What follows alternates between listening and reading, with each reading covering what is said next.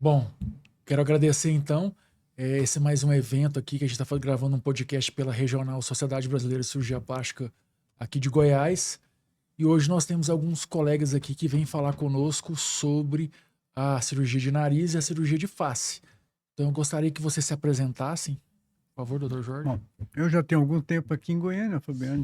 Meu nome é Jorge Temer, sou cirurgião plástico, já tenho trabalhado aqui mais de 30 anos. E tive o prazer de conhecer vários colegas e várias evoluções da nossa cirurgia e com muita satisfação, muito feliz pelos resultados, porque a gente tem conseguido com a nossa cirurgia plástica e ela vem acrescentar muito em termos de Brasil, de bons colegas, bons cirurgiões que nós temos aqui no estado de Goiás. Eu sou o Éder Damasceno, né? Mais conhecido como Dr. Éder Damasceno. A gente está aqui também já há muitos anos, né, Jorge? Como chegamos em Goiânia, a gente voltou do Rio de Janeiro, viemos para Goiânia e começamos a trabalhar ali com o Jorge na Belcorp. Logo que tinha inaugurado lá, a gente começou com ele. Trabalhamos lá um bom tempo, depois abrimos nosso hospital ali, que estamos até hoje, né? E é um prazer estar aqui também para conversar um pouquinho, né, sobre cirurgia plástica. A gente mais velho com os cirurgiões mais jovens, aí sangue novo no pedaço. Sangue nos olhos, né? Boa noite, meu nome é André, é um prazer estar aqui também com vocês. Eu sou cirurgião plástico, né? Fiz minha formação toda em São Paulo e há 5 anos eu estou aqui de volta em Goiânia. Tive a oportunidade também de fazer minha especialização em rinoplastia na Itália com o professor Enrico Robotti. E hoje estou aqui com vocês para aprender um pouquinho mais e discutir um pouco também sobre cirurgia de nariz e cirurgia de face. Bom, acho que se um tema às vezes é polêmico, mas o que o paciente precisa saber quando ele vai procurar um cirurgião para operar a face ou o nariz? Será que isso é importante para a segurança dele? O que o senhor fala disso, doutor Jorge? Olha, desde quando eu iniciei a cirurgia plástica em Goiânia, eu sempre procurei fazer todos os exames antes com o paciente, ou seja, fazer toda a bateria de exame sanguíneo, uma avaliação de um colega cardiologista. E caso, porventura, ele tivesse algum problema, primeiro a gente tratava esse paciente, ou seja, nós fazemos isso até hoje, e depois nós levávamos esse paciente a se submeter à cirurgia plástica. O que acontece hoje, Fabiano? Nós estamos à mercê da publicidade, daquilo que se planta e às vezes você não pode oferecer. Isso é o que me deixa mais assim inibido, porque naquela época a gente realmente não divulgava como se divulga hoje uma fantasia de uma cirurgia plástica. Às vezes o seu corpo é um e o que se apresenta é outro, e eu não vou jamais conseguir aquilo que está se mostrando na mídia. Então, esse é o meu maior problema hoje, mostrar o que eu posso oferecer para o meu paciente dentro daquilo que ele está me oferecendo. Nem tudo que ele te oferece, o material para você trabalhar, que você vai conseguir o que ele está almejando. Essa é a minha opinião atual. Não sei se é dos colegas, é a mesma. E aí, doutor Éder?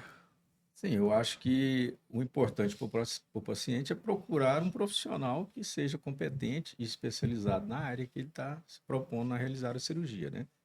Principalmente no nosso tema aqui, nariz e face, experiência e resultados. Eu acho que o paciente tem que ver esses resultados, né? Para ele sentir segurança no que ele vai estar fazendo.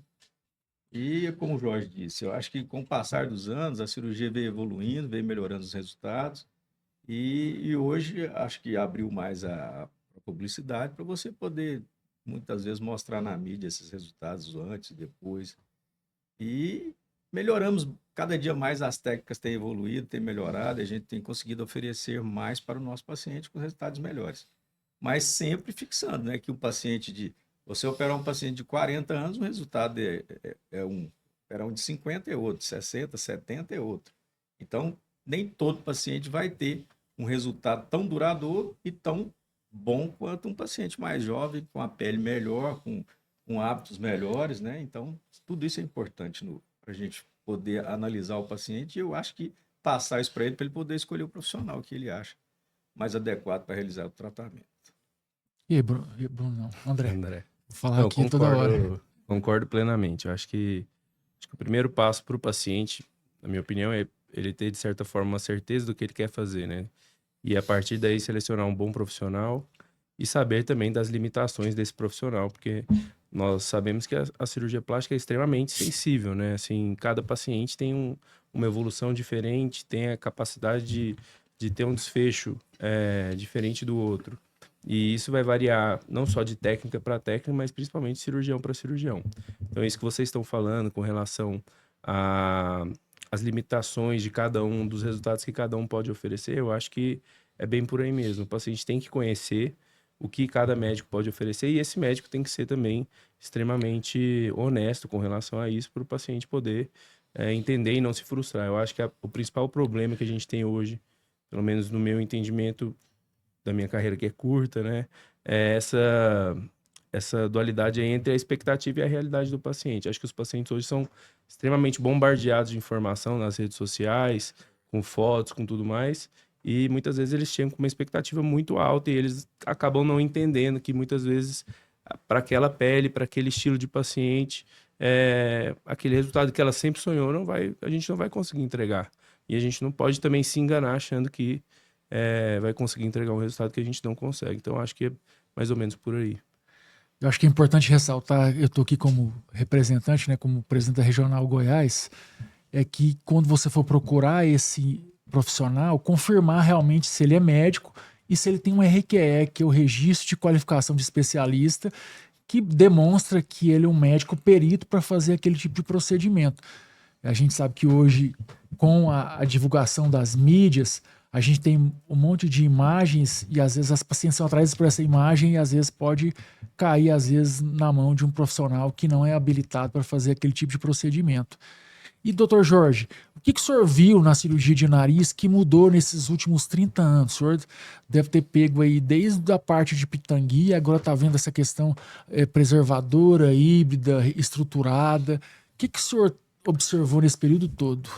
Olha, hoje posso afirmar categoricamente para você, nós podemos trabalhar muito mais o nariz atual, mesmo aqueles narizes de pele grossas, narizes que foram operados secundário, terciário, a gente praticamente não conseguiu o que nós conseguimos hoje. Porque quando eu comecei a operar nariz, nós fazíamos nariz fechado. Tudo era apenas pela narina, nós fazíamos os narizes.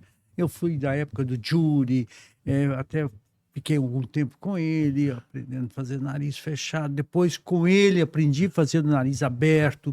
E hoje nós temos as alternativas de você ter gradil costal, você começar a trabalhar com cartilagem costal, você trabalhar com cartilagem auricular, com o próprio septo. E o nariz aberto expôs para nós, cirurgiões, muito mais facilidade de entregar ao paciente resultados melhores. Então, a evolução da cirurgia nasal foi fantástica.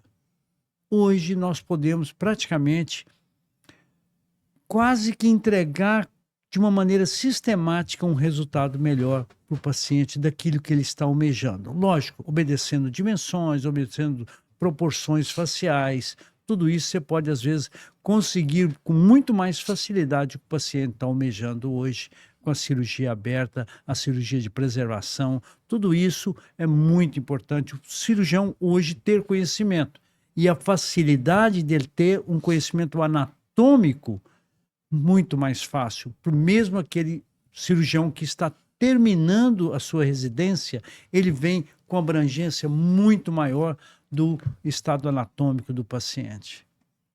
É o que eu penso hoje da cirurgia nasal. Não sei se é a mesma opinião de vocês. Doutor Éder? Realmente, eu acho assim, como o Jorge mencionou, lá no início a gente fazia mais nariz fechado. Na época eu estava até terminando a residência, era um grau de dificuldade muito maior para a gente entender a anatomia, para a gente poder ter acesso ao tratamento ali que está. E hoje, com a rino aberta, é muito mais fácil, né? Você está vendo as cartilagens, você está vendo o septo, você está vendo a parte óssea, então, assim, a gente teve bem mais vantagens, né, Jorge? E o Jorge foi um dos que a gente, assim, introduziu a rino aberta para a gente ali. Na época ele foi lá para a Argentina e ele trouxe a técnica na época, a gente falou, abriu, nossa, ficou bem melhor. Foi quantos anos atrás? Isso tem muito tempo. Há muitos anos. Tem muitos Inclusive com o nosso atual presidente da sociedade, o Dr. primeiro Vone. nariz Vone, aberto. eu lembro do Vone. Logo no Do Vone, início, ele com aquela com pitombo. alça, fazendo essa Aham. alça, O primeiro aquele nariz cheiro. aberto que foi feito foi na clínica do Vone Pitombo, foi com Jury. Eu estava presente na época. Eu também Não, estava naquela você época. lembra? Então, foi dali que a gente foi. Aí a gente fazia aqueles retalhos capilares, aqueles retalhos para fazer transporte de cabelo. Então, com Jury, aprendi isso tudo com ele. Foi muito bom. Então, era uma coisa nova, assim. E aquele cortezinho na columela ali, todo mundo, nossa, vai ficar uma cicatriz ali horrorosa e tal. E aquilo foi divulgando, foi abrindo, abrindo. E hoje você vê, a gente vê nariz, os colegas operando nariz de uma maneira maestral, te dando resultados assim. Eu fico orgulhoso. E gente nova, meninos novos assim, Olha aí, ó. operando nariz maravilhosamente bem. Eu fico muito orgulhoso. Falei, gente, como que evoluiu, né? Eu fico muito contente, porque nós tínhamos muita dificuldade em alguns narizes, era muito difícil. Você não pegou essa época, era muito difícil. Então a gente não podia oferecer muita coisa para o paciente. E hoje não. Eu vejo colegas nossos, jovens, e dando narizes assim fantásticos, dando um resultado maravilhoso. E o importante é essa individualização de cada paciente, né? Você não faz aquele nariz em série. Eu acho que você tem que trabalhar de acordo com a Com anatomia, com as anatomia, de acordo proporções. com a estética da pessoa, né? E não fazer aquela coisa normalmente sistematizada. Acho que tem que individualizar cada caso, né? Eu já aprendi com a técnica aberta, né? Então, assim, quando eu vejo todo mundo comentando em relação à técnica fechada, é um mundo, assim, muito distante para mim, porque a técnica aberta já não é simples de entender, assim. Acho que a rinoplastia é uma cirurgia extremamente complexa, né? E então eu fico imaginando como é que era no passado, assim, você aprender Era muito vendo difícil. por fora o que alguém tá fazendo, imaginando, que na verdade era totalmente Era meio que imaginativo, imaginando, né? Você não conseguia ter uma ideia. E hoje, assim, eu tô tentando cada dia mais melhorar meus resultados com a técnica aberta e de vez em quando eu tento fazer fechada. E eu acho extremamente difícil, eu não acho nem um pouco fácil. Então eu acho, assim, tiro o chapéu para vocês que aprenderam fechado, porque... Não. Eu vou um pouquinho mais assim com você. Olha, o Jorge Shida, Uhum. para colocar a cirurgia dele de preservação, que só nas mãos dele ficava maravilhoso, e ninguém aceitava, e ele insistia naquilo. Você lembra disso? Não, ele foi um vitorioso, ele foi assim Foi um dos pioneiros, né? foi um dos Sim. pioneiros. Então, a gente tem que ter orgulho desses colegas que inovam e tentam melhorar e que na mão deles fica uma coisa E maravilhosa. eles começaram a modelar, né, a cartilagem auricular, ali fazer a asa, tudo. Eles tinham Ele tinha. uma não, habilidade tremenda, né? O que eu acho interessante também, assim, na história da rinoplastia é que você vê que ela é de fases e frequentemente a gente fica revisitando técnicas antigas, né? Isso. Então, assim, às vezes, por exemplo, nessa época do Torishida, eles fizeram vários casos que é, vamos dizer assim, o pilar da preservadora de hoje em dia. E aí tiveram alguns problemas, as pessoas vão tentando operar uma técnica extremamente complexa, vão tendo problemas e abandonam. Aí só a estruturada serve. Aí todo mundo vai para a estruturada e por muito tempo se usa a estruturada como um padrão ouro, né? E aí você vai enxergando vários problemas na estruturada também, assim. A gente vai criando enxerto atrás de enxerto e aí você tem que criar um enxerto para corrigir o que você fez e aí volta para tentar resgatar a preservadora. Então a gente está nessa fase de novo, né? De tentar mesclar aí o universo da preservadora com a cirurgia estruturada, né? Que seria a rinoplastia híbrida. E é muito legal, né? Assim, a rinoplastia, para mim, ela é fantástica porque ela te força a ficar o tempo inteiro estudando para tentar sempre porque ter uma coisa aqui, melhor, né, né? André, Para entregar para o porque paciente. o nariz, você só fala assim, esse nariz foi muito bem operado. Não é nem 1, nem 2, nem 3 meses, você sabe disso. É 1 ano, 2 anos, assim, pra você falar, esse Exatamente. nariz foi bem Para operado. falar que foi bem operado, tem que preservar a função dele. Tem que preservar a Você não função. pode atrapalhar a função. E é interessante porque, né, eu fiz minha residência saindo dessa fase reducional e começando toda aquela parte estruturada. E aí foi ampliando as diversificações do tipo de cartilagens. Aí era Shin, depois era como é que fala? não é chuveirinho, é Taça de champanhe. tipo guarda-chuva. Aí, de repente, você tem Empilhamento de cartilagem. empilhamento de cartilagem, e daí você vem pro enxerto de alar rim, alar graft, Batten. E aí depois a gente vem, eu tenho algum tempo acompanhado fora essa parte da evolução da preservadora, fazendo curso. E assim, esse ano, por exemplo, eu tive a oportunidade, eu falei isso no Congresso Americano sobre a rinoplastia híbrida, que eu acho que é uma coisa que a gente tem que falar por causa da individualização do paciente. Então, hoje o dorso, quando ele pode ser feito a preservation, para mim eu acho muito melhor, porque além da preservação, me poupa muito tempo. Eu ter que abrir o nariz, montar o nariz, então acaba facilitando muito. Mas ao mesmo tempo a gente sabe que tem as limitações dos nossos pacientes. Meu paciente não é o caucasiano que tem o cara lá de Santa Catarina. Nosso paciente aqui é um paciente que é mestiço, é mesclado, você tem nariz Pega o nariz com negóide, cartilagem diferente, né? forte, depois Pele cartilagem grossa, fraca, fraca. cartilagem pequena. Então, o que eu acho legal é que o conhecimento de todas essas técnicas facilita e te possibilita aí trabalhar com cada tipo de nariz. Eu acho que isso é uma grande... E aquilo que o André falou, né? A medicina é verdades transitórias, né? É. Hoje o que ele faz, Vai, amanhã volta, né? vai, volta. Vai e Então, volta, melhora, importante que a gente piora. está sempre Como se estudando. diz, não gente. está no tema, mas, por exemplo, Castanhares.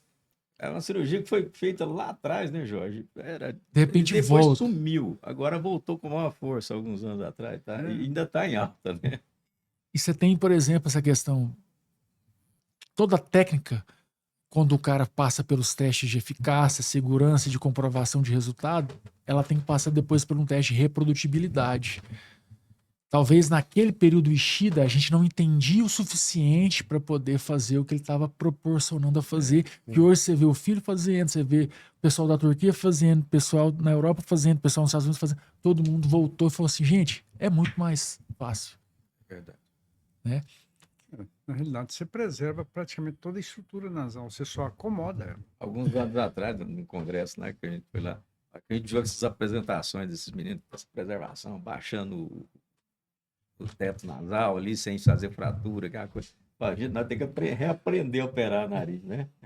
Mas é a coisa que você vai, na verdade, você só vai se readaptando ali, vai chegando aonde você está Não, querendo trabalhar ali, com hoje, resultados melhores. Éder, a facilidade que a gente tem de ter um cadáver para você trabalhar, a facilidade de você ter um colega ali que já está com experiência para te mostrar como é a técnica, antes de você ter realmente o paciente, você vai levar ele para uma cirurgia. Então, você já vem com uma bagagem maior, uma bagagem melhor, e não é um nariz fechado, é um nariz aberto, que você vê toda a estrutura ali, o que você pode fazer. Hoje nós temos o recurso do piezo, que veio ajudar demais nas nossas preservativas. Naquela época que o Zé Carlos Rancho começou a apresentar, né, aqueles enxertos, aquelas coisas, e ele tinha uma didática muito boa, né? Muito boa. Aí, aqui em Goiânia mesmo, ele fez vários rinos aqui, então Vai assim, estar eu aqui acho que agora. ele contribuiu muito. Ele vai estar Vai estar agora nesse dia curso 3 aqui, e né? 4 no nosso evento aqui. Não, e naquela época, Quando ele estava começando lá no Rio de Janeiro, ele tinha vontade de falar, o Open. pessoal tinha uma certa dificuldade, né, para liberar para Não, e ele ia fazer o nariz. nariz, ele levava 5, 6 horas para fazer o nariz, enquanto que a gente fazia fechado, ele fazia em 30 minutos, 20 minutos, e fazia um nariz fechado. Né? Então, aquilo era um polo aqui, outro polo aqui. Ó. Ou seja, 5, 6 horas para fazer o nariz, como? Fazia em 20 minutos, 30 minutos, você fazia o nariz fechado.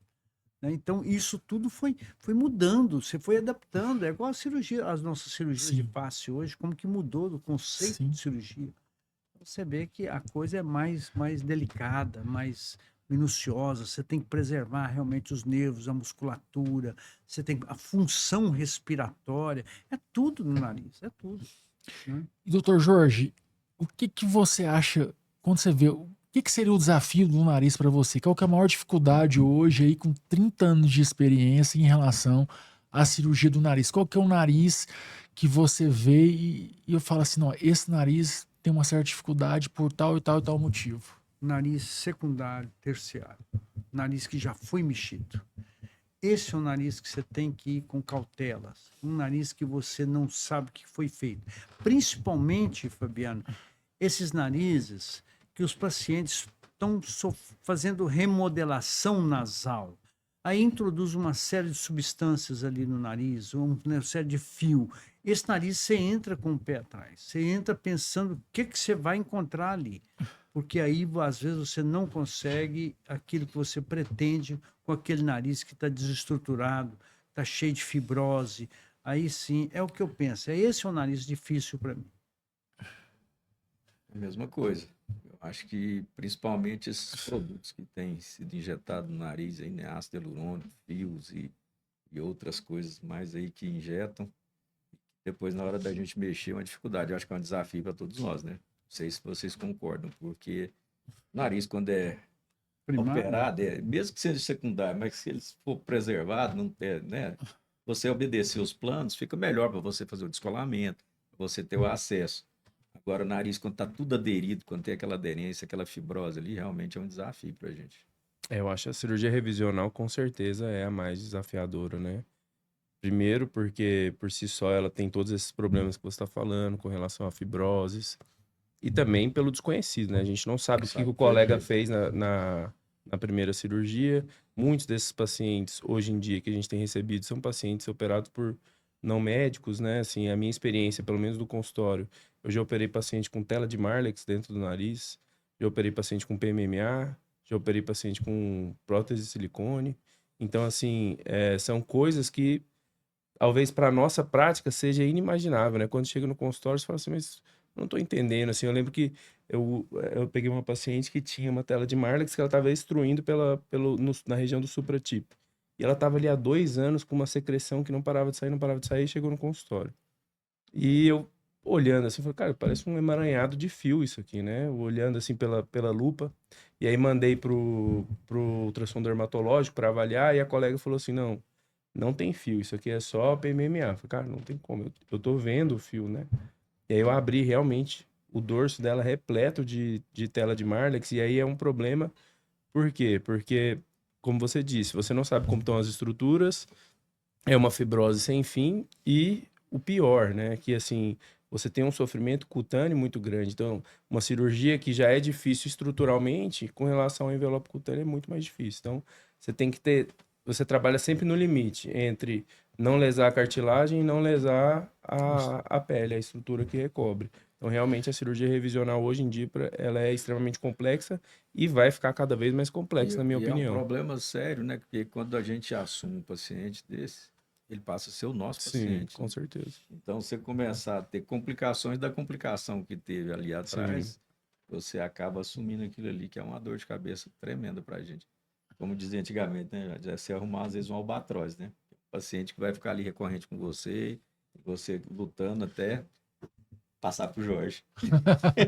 Eu acho que Assume assim, o caso, Jorge. o que eu acho é assim, se a gente tem capacidade e habilidade para conseguir resolver, eu acho que a gente tem que assumir esse tipo de caso. Assim, acho que a gente não pode também falar assim, é difícil demais, vamos largar essa paciente aí, senão vai dar um problema para O paciente mim. procurou para você ajudar. Exatamente. Então eu acho Você que tem que ser parceiro dele, você tem Sim. que ser amigo do paciente, você tem que abraçar o paciente Com e certeza. nunca falar não. Vamos tentar.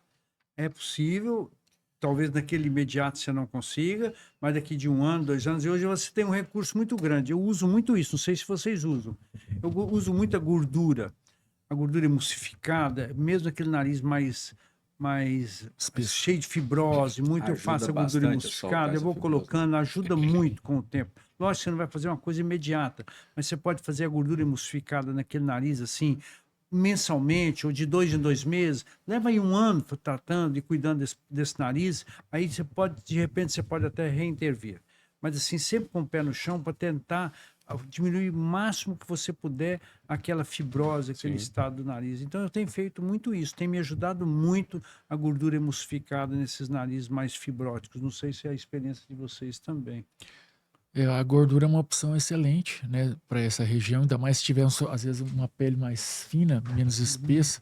Além da gordura que pode ser aderida ali, ganhando um pouquinho de camada para você, ela tem todas as substâncias ali de interleucinas que vão melhorar a vascularização naquela região. Então, acho que é uma opção terapêutica extremamente importante hoje no nosso arsenal para poder cuidar desses pacientes.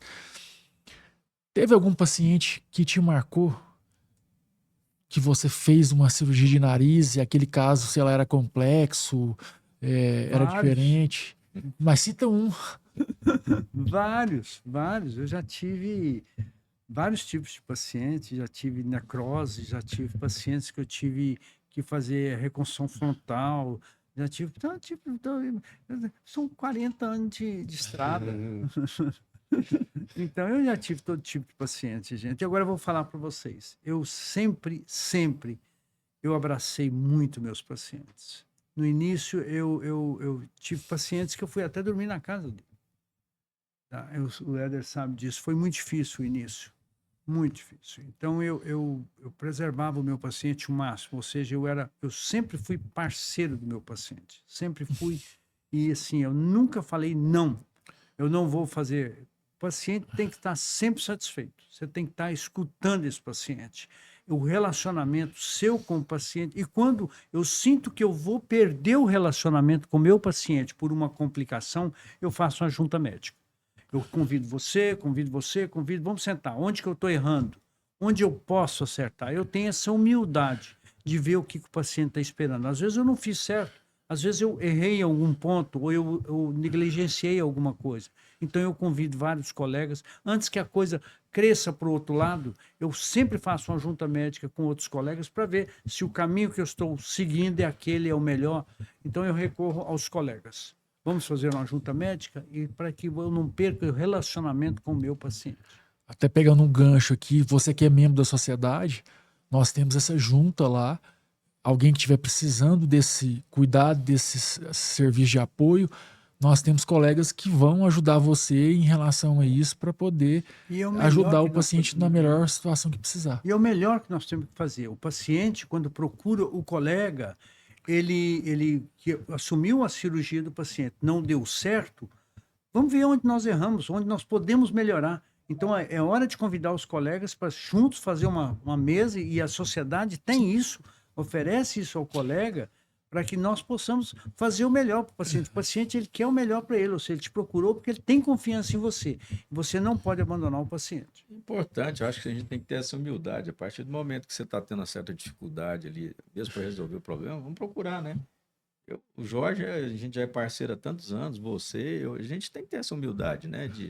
Igual, você veio de fora. Na época também a gente tinha vindo de fora, não tinha muito contato em Goiânia. Então, quando você chega, você fica meio que sozinho, né? Então, é importante a gente ter esse relacionamento com os colegas para pedir esse apoio, pedir uma opinião. Às vezes é uma opinião pequenininha que você está precisando ali para resolver um problema grande. Sim. Né? Então, Isso é importante. A sociedade é essa aí. A intenção, Fabiano, de você realmente juntar os colegas, a gente falar a mesma língua, é para proteger os nossos pacientes. Os pacientes se sentirem seguros. Em Goiânia tem excelentes profissionais que podem te ajudar, que podem fazer o melhor por você. E esse trabalho em conjunto, ele é muito mais gratificante, até para o paciente entender que, desde o início a gente falou assim, existem limites do que a gente pode proporcionar para o paciente. Mas, às vezes, eu tenho um colega que tem uma experiência diferente, que usou uma técnica diferente para poder resolver aquela situação. E, às vezes, é o que aquela paciente precisa naquele momento. Então, isso é fundamental para que a gente possa desenvolver isso. Com certeza. Eu acho que, assim, se o paciente, não só o paciente, mas todos nós temos a ganhar, né? Se a gente tem essa troca de informações, e a gente consegue crescer muito mais. Assim, pro jovem cirurgião, né, que está começando, assim como eu, acho que se você tem a oportunidade de trocar experiência com alguém que já passou por inúmeros problemas, né? Porque, assim, a gente não pode se iludir também e achar que a nossa carreira vai ser só de coisas boas, né? Pelo contrário, a gente tem várias coisas que a gente vai aprendendo no caminho.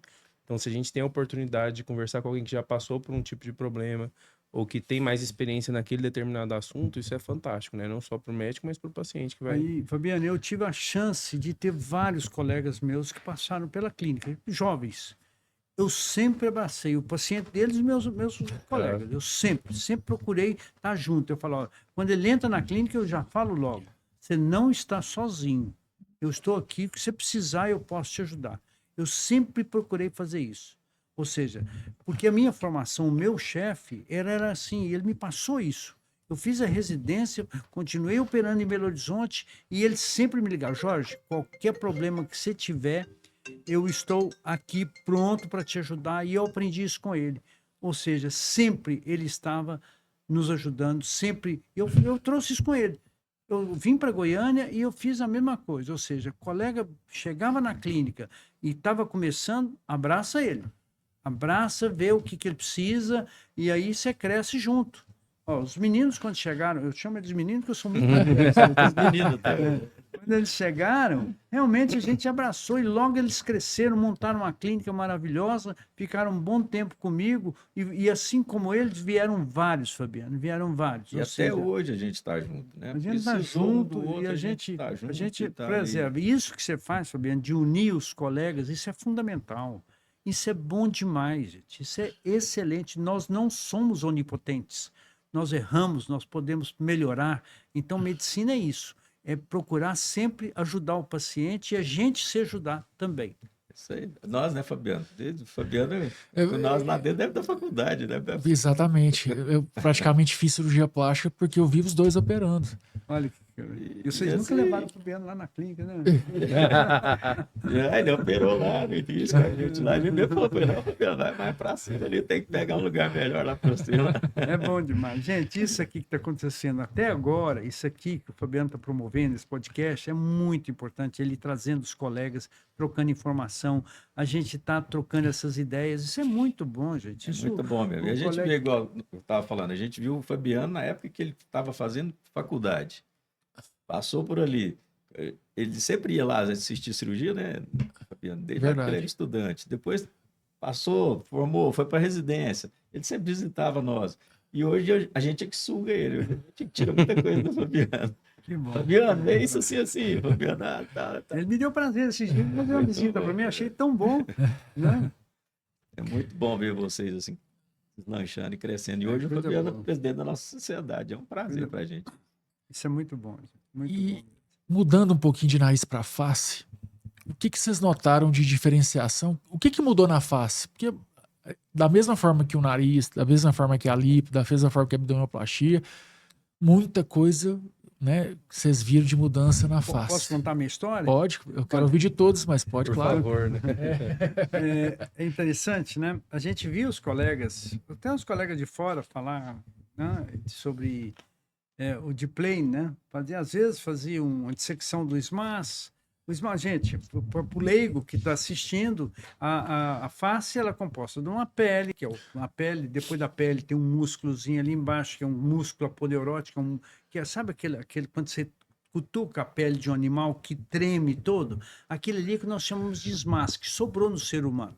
É o SMAS platisma. Depois vem a parte muscular, e depois essa parte muscular toda inervada, né? E depois tem as glândulas salivares e tudo isso. Isso faz parte da face. Então, o que nós fazíamos quando nós operávamos na face? A gente escolava a pele e tracionava, fazia ali uns pontinhos ali e tracionava esse osso. E a gente havia um ou outro fazendo a dissecção ali em cima do zigomático, enfiava o dedo ali, a gente falava, não, que agressão é essa, né? Então, a gente não acreditava que poderia evoluir mais alguma coisa em termos de cirurgia facial. Até que eu vi um colega, o Alessandro Martins, operando na clínica, fazendo cirurgia de face, pediu para operar. Um dia eu olhei ele operando, falei, interessante a cirurgia, né? Eu não acreditei muito no resultado, porque meus resultados eram muito bons. Eu acreditava muito nos meus resultados, não me convenceu muito. Operou novamente, fui lá vê-lo operar, fez a dissecção do SMAS, do platisma, e eu fui vendo depois os resultados tardios.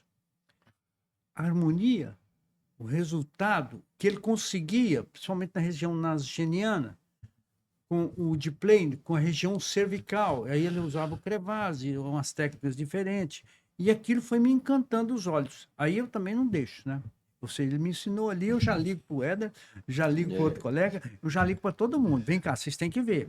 Tem que ver. Vamos fazer essa técnica. Não, tem que ver a técnica. Vocês têm que ver. Então, ou seja, não, e eles estão resistentes também. Ninguém acredita. É difícil você mudar uma técnica na cabeça de um colega. Muito difícil. Até o ponto que eles foram vendo, eu fui acreditando, e muita gente já saindo para fora, indo para o exterior, voltando com a técnica. Você mesmo foi para fora, Fabiano, você ficou lá, aprendeu e veio. Então, e aí eu caio de bandeja lá na minha clínica junto comigo, já fui aprendendo. Aí eu fui vendo o Marcelo operar. vamos assistir às aulas dele, era uma associação do D-Plane com sem ser o D-Plane, e aquilo foi me encantando. E hoje eu falo assim, com muita segurança. Aí fui ver o André operar no sul, tirar a glândula submaxilar, fiquei lá uns dias com ele. Também voltei bem animado. Naquela época, logo que ele começou, ele fez a rede hemostática, Sim, logo em seguida. sim.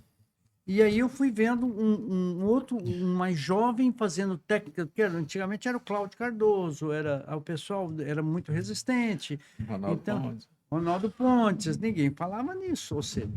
E eu fui vendo toda aquela técnica evoluindo e a gente vendo os resultados, tirando a glândula, dando um contorno melhor para a região cervical, um avanço de mento, uma frontoplastia que a gente cortava lá atrás, você lembra? Aí fazendo a frontoplastia, fazendo incisão tricofítica para nascer o cabelo. Tudo isso veio evoluindo e eu vim encantando com a técnica. E realmente hoje eu falo categoricamente para você, Fabiano, foi uma das coisas que foi um pulo na minha vida profissional, foi o D-Plane, o neck plane que eu aprendi. Realmente foi fantástico e eu faço questão de todo colega que hoje mesmo eu estava na academia de manhã, encontrei com que ele faz implante, o Leandro. Ah, tá, o Leandro Madeira. E Madeira, com Madeira, eu falei, Madeira, hoje eu vou ter uma ritidoplastia, vai lá para você ver.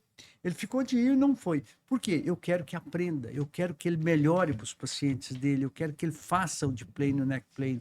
Isso é muito bom. Né? E aí, Éder, o que você viu aí nesse período todo?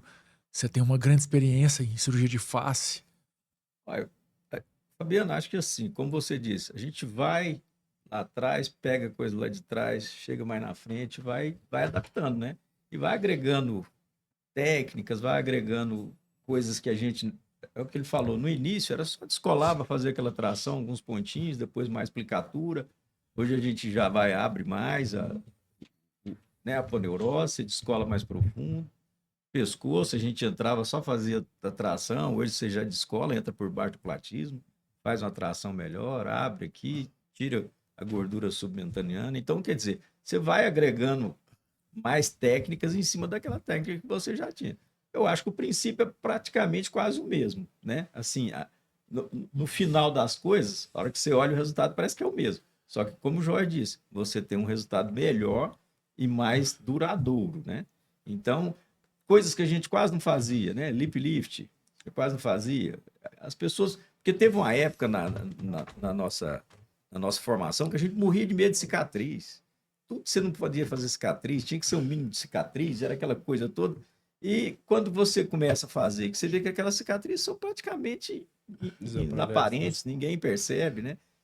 Você vê, antigamente fazia muito por dentro do cabelo, hoje a gente faz pré-capilar e você preserva o cabelo, preserva o pé do cabelo aqui, que você não, a costeleta, que a gente, às vezes, o paciente segundo lift secundário perdia a costeleta toda, né? Ficava com o pé do cabelo. Para rodar retalho, para fazer costeleta. Então, assim, e a gente foi perdendo esse estigma de poder fazer uma cicatriz bem posicionada, bem feita, e os resultados têm cada dia melhorado mais, né? E a gente tem procurado aí, correndo atrás de sempre melhorar mais, oferecer mais para o nosso paciente. E eu não sei se é porque, como dizia o Farid lá atrás, não sei se é porque a gente vai ficando mais velho, a gente vai tendo mais paciente de face, né? Que aquele paciente... Vai voltando. Aquela paciente que pôs prótese lá com nós, fez mama, fez abdômen, hoje já está fazendo face com a gente, né? E aí eles procuram mais, os pacientes antigos, não é paciente novo, não é paciente antigo. Eu fiz minha formação ali em 2017 a 2020. Engraçado que na minha residência, assim, os meus chefes, eles não faziam D-Plane. Então, assim, eu aprendi basicamente aplicatura ou cutânea mesmo, assim, e eu era extremamente insatisfeito, assim, com os resultados que eu via durante minha própria formação.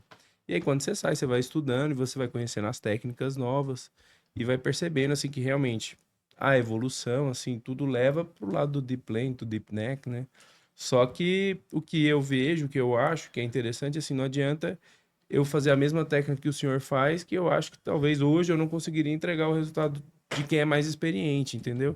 Então, acho que cada técnica, ela é extremamente relevante, assim, de acordo com os resultados que ela pode entregar, mas acho que o paciente, ele não pode ficar focado na técnica em si, né? Eu acho que ele tem que ir atrás de um cirurgião que tem experiência, que conhece os planos da face e que consegue entregar o resultado. Volta muito para aquilo que a gente estava comentando aqui no começo.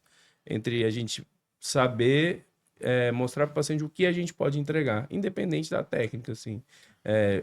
Por exemplo, a gente às vezes fica bitolado, eu quero fazer um deep plane, que é uma cirurgia que tem um resultado muito bom, mas que às vezes você pode ter complicações nessa técnica, é uma técnica mais profunda, né, que oferece... Agora vamos pegar a opinião do Fabiano, nós estamos precisando da opinião dele. O que você acha, Fabiano? Então, quando é que eu fui desperto, né, para essa parte? Quando eu fui lá no Dr. Nahai, ele fazia muita ritidoplastia secundária e terciária. E ele tratava com raiz mass, que é um tipo de deep plane, só que um pouquinho diferenciado. E eu comecei a observar aquilo que ele fazia. Fazer aquele retalhozinho, né? Tracionava, descolava até o fundo, e ele usava uma lupa e tal. E eu fui ali, ele tinha umas 2, 3 por semana disso. Então, para mim foi muito bom, porque eu comecei a despertar para isso naquela época. E tem alguns estudos, eu esqueci o nome do australiano, ele tem um curso muito bom, já foi dado na Sociedade Americana, eu fiz, e aí ele sistematiza certinho o plano para que você poder acessar. Então aquilo facilitou demais. É o Mendelson, exato. Então o Mendelson sistematizou de uma forma muito fácil para você ter esse tipo de acesso. Então a gente vê também que tem voltado um pouco a aplicatura também para alguns casos.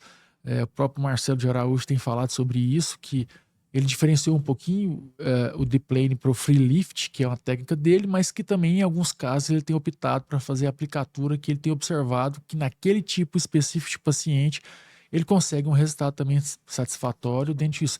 Então a gente vê o que vem modificações. Eu acho que a rede do Areswald fantástica para você utilizar ali na região do pescoço é um ganho. Eu fiz eu fiz um período até, eu fiz bastante. Depois eu acho que por causa desses descolamentos, você acaba tracionando mais, ficando na área pequenininha de descolamento, eu assim, abandonei, mas realmente é muito bom mesmo. Até para formação mais de colágeno ali, para dar mais aderência. Né? Eu gosto muito, principalmente na região do pescoço, porque na face realmente você vai ficar a hora que você pega o deep plane e estica, você deixa uma areazinha pequenininha. Então não faz diferença você fazer, mas na região do pescoço eu gosto. Eu noto pelo menos a equimose na parte posterior, ela diminui, não sei porquê. Eu acho que é uma coisa que tem que ser observada e estudada. O próprio fio ali ajuda a drenar, né? Eu acredito que possa ser isso mesmo. Acho que ajuda que facilita a fazer aquela microdrenagem ali. E alguma coisa que acumula, libera ali. Então acho que isso valorizou muito. Então essas diferenciações são importantes. E os enxertos de gordura também, né? Esses nanofetos sim, também foi uma coisa sim. que foi muito boa para melhorar os resultados, melhorar rejuvenescer as depressões, a pele, né? valorizar mais o arco zigomático, o ângulo da mandíbula. Temporal, né? região temporal, vai atrofiando. Eu acho que a grande vantagem é que a gordura do próprio paciente é diferente de você colocar um corpo estranho ali, que é um PMMA ou, por exemplo, um ácido hialurônico. É que eu estou colocando um material que é do próprio paciente e que o que pegar vai durar para sempre. Não vai ter que ficar voltando de 6 meses, 1 ano para poder retocar aquilo ali. Outra coisa, assim, que a gente mudou de um tempo para cá também foi preservar mais as bolsas, né? Em vez de você ficar tirando, a gente reposicionar essas bolsas. Isso é muito eu hoje, importante. pelo menos na palma inferior, eu quase não tiro bolsa mais. Eu descolo, reposiciono ela ali com os pontinhos, fixando ela, voltando ela para dentro, né? A superior, até na época o Jorge me deu uma dica, a gente tirava muito essa bolsa interna, ele hoje já descola ela, joga para o meio para preencher mais ali. Então, porque assim, à medida que nós envelhecemos, o que acontece? O olho vai ficando mais cadavérico, ele vai ficando mais fundo. E aí a gente faz a pálpebra, aí acaba tirando a gordura, vai ficar mais cadavérico ainda. Então, se você for olhar aqueles pacientes antigos, ficava com, né, a borda da órbita ficava bem aparente. Existem casos que você tem que tirar, a bolsa é bem exagerada, né? E não tem jeito. Mas assim, a maioria você pode reposicionar, fica muito bom. O tratamento de pele hoje é muito bom.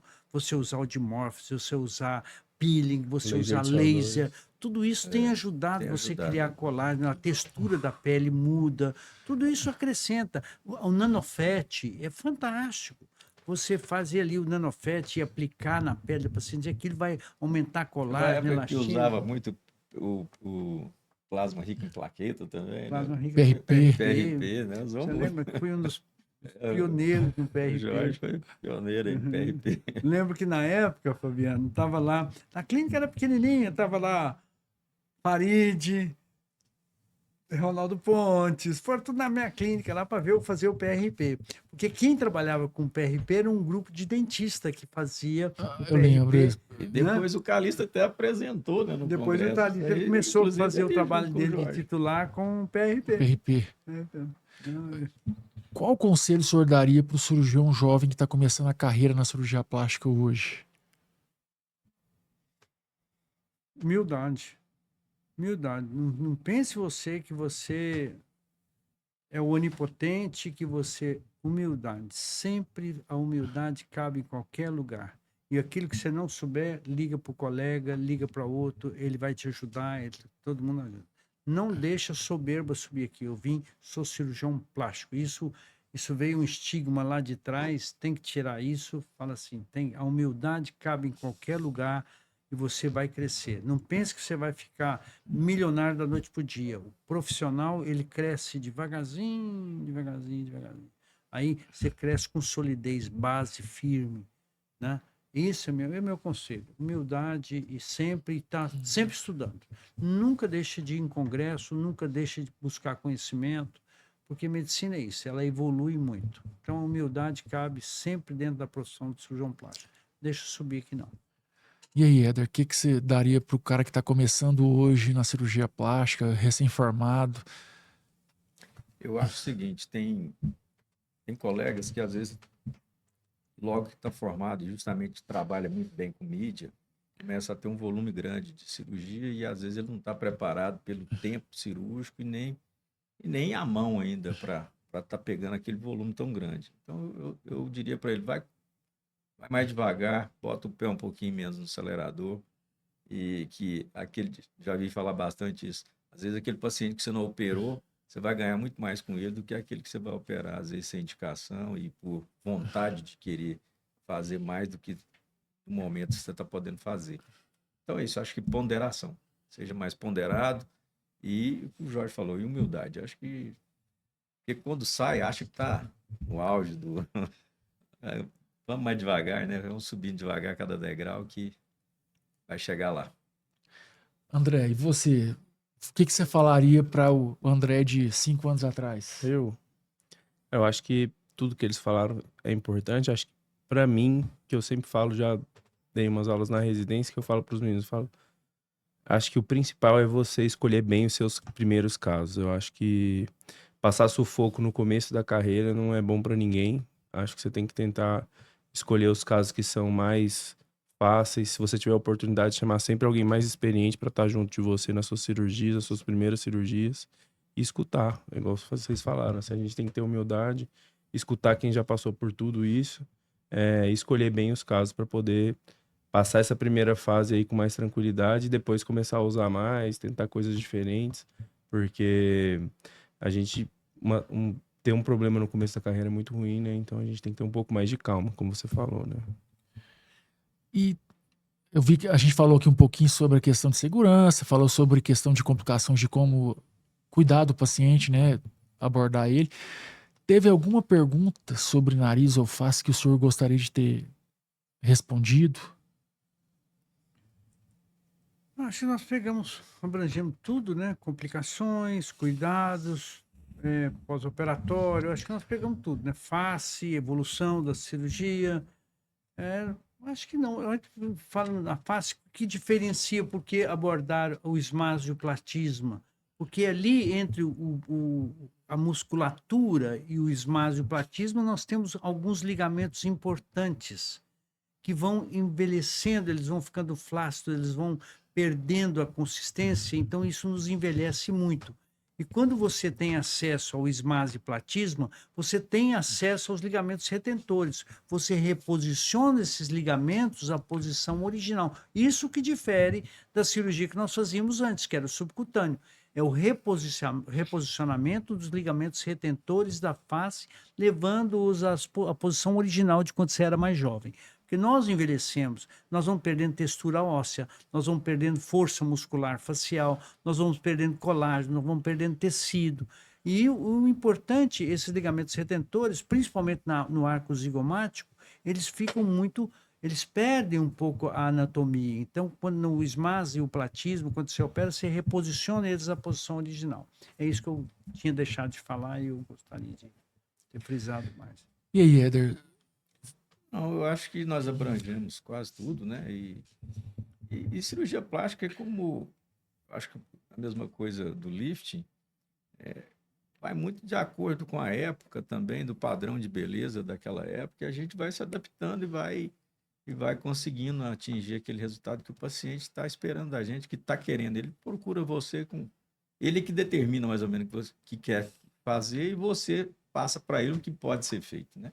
Então, acho assim, dentro do possível, a gente vai sempre oferecendo o melhor para os nossos pacientes e atingindo a expectativa deles, né? Eu acho que é o mais importante. Acho que a gente conseguiu falar basicamente tudo, né? Só com relação à pergunta que você fez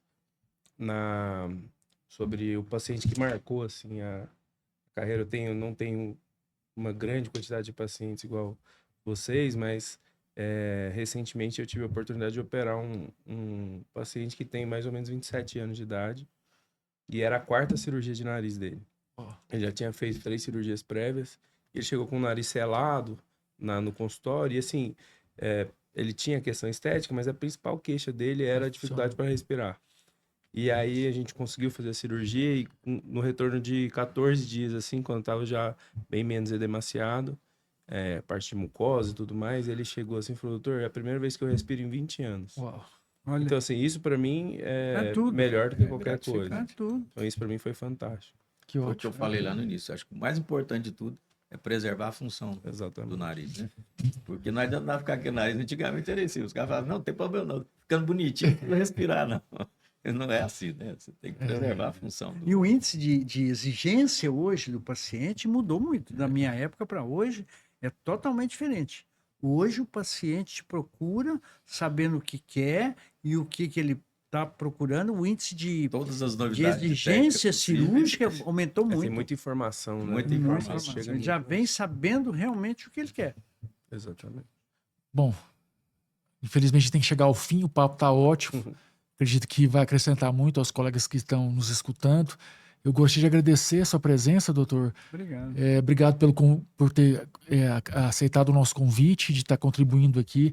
O senhor já tem um grande tempo de história na cirurgia plástica do estado de Goiás. E quer dizer que para a gente é uma honra você ter vindo aqui e estar comparecendo conosco, falando sobre os assuntos que envolvem toda a cirurgia plástica e de estar de coração aberto aí para ajudar a nossa especialidade. Eu que agradeço, Fabiano, o convite. Realmente foi um prazer falar com você, estar com o Éder, com o André, com vocês todos. E se eu pude passar alguma coisa de positivo para os colegas, eu acho muito bom. E eu estou à disposição para o que precisar. Minha clínica está aberta, eu estou aberto. Se puder ajudar qualquer um que me ligar, eu estou sempre disposto a ajudar. Eu já tenho uma trajetória boa e não estou aposentado, não. Ainda vou trabalhar mais alguns anos, tá? Bom, Éder, eu só tenho a agradecer, né? Agradecer pessoalmente, primeiramente, porque vocês que me recepcionaram aqui e por causa de você e também estender aqui para o Eisenhower foi que eu acabei fazendo cirurgia plástica. Então, vocês são um cuidado e uma inspiração para mim por tudo que vocês construíram nesse período e dizer que, como hoje presidente, é uma honra te receber aqui e saber que você pode proporcionar tanto para os seus pacientes, também para os colegas, pela experiência que vocês têm, pelo que vocês já viveram.